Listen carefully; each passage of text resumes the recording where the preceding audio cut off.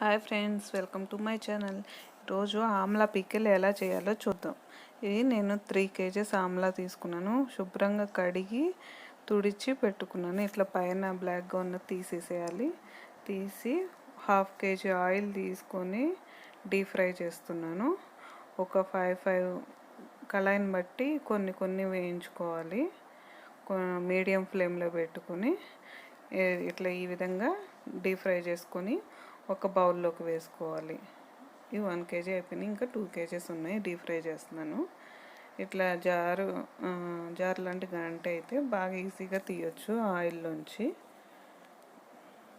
ఇట్లా deep fry చేసుకున్న తర్వాత చల్లారనివ్వాలి. బాగా చల్లారాక 3 kgలకి ఈ తాగే గ్లాస్తో 9 గ్లాసులు ఉప్పు, 9 గ్లాసులు ఆవపిండి, 9 గ్లాసులు కారం పట్టిద్ది. చింతపండు 1/2 kg తీసుకొని గుజ్జులాగా తీసి ఉడకబెట్టి ఉంచుకోవాలి.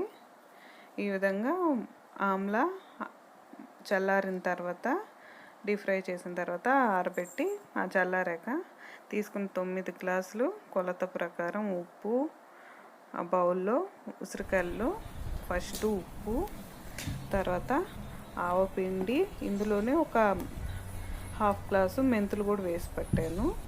డ్రై రోస్ట్ చేసుకొని పౌడర్ చేసుకోవాలి. ఆవాలు, మెంతులు, ఆవపిండి, మెంతిపిండి, కారం 9 గ్లాసులు, చింతపండు గుజ్జు వేసుకోవాలి. ముందుగా ఒక ప్యాకెట్ అంటే 1 లీటర్ ఆయిల్ పట్టిద్ది. కాగబెట్టి చల్లార్చుకొని పక్కన ఉంచుకోవాలి. అది కూడా వేసి కలపాలి. మొత్తం ఈ విధంగా ఆమ్లాలో అన్నీ వేసి 1 by 1 కలపాలి. కొంతమంది గార్లిక్ ఇష్టం ఉన్నవాళ్ళు గార్లిక్ కూడా ఈ స్టేజ్లో వేసుకొని కలుపుతారు.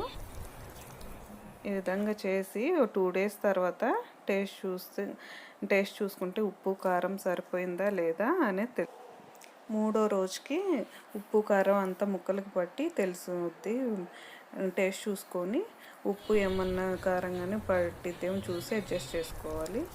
తర్వాత మూడో రోజు ఎయిర్ టైట్ కంటైనర్లో స్టోర్ చేసుకుంటే ఎంతో టేస్టీ అయిన సంవత్సరం నిల్వ ఉండే ఆమ్లా పికిల్ రెడీ.